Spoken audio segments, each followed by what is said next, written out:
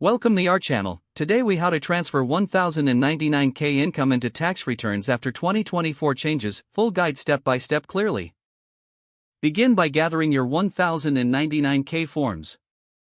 These forms will report your income from payment card transactions and third-party network transactions.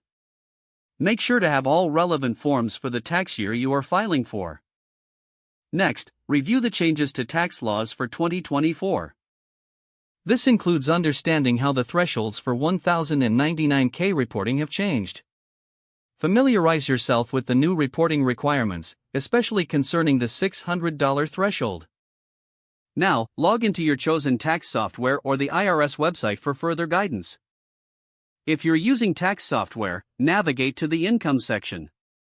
Select the option to report 1099k income. You will need to input the total amount listed on your forms. Ensure you separate the income by the source if you have multiple 1099ks. Next, verify if you have any deductible expenses related to this income. Keep detailed records of these expenses, as they may reduce your total taxable income. After inputting your income and deductibles, move to the tax calculation step. Review the tax software's calculations or IRS guidelines to ensure accuracy. Pay special attention to any potential changes in tax rates or credits for 2024. Once everything is accurate, proceed to file your tax return. Choose the filing method that best suits your situation. E-filing is often faster and more secure. After submission, make sure to keep copies of your 1099k in tax return for your records.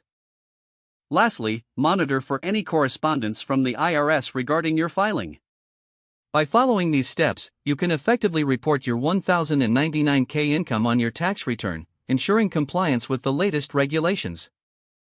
If the page does not load, refresh the browser or try again in a private or incognito window. Make sure you are using the correct email address, then retype it carefully to avoid small typos.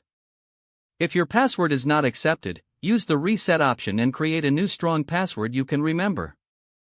Check your spam folder for verification or security emails, then complete any requested confirmation steps. Enable two-factor authentication if available to improve account security and reduce unauthorized access risk. After signing in, review your profile details so your contact information and settings are accurate and current.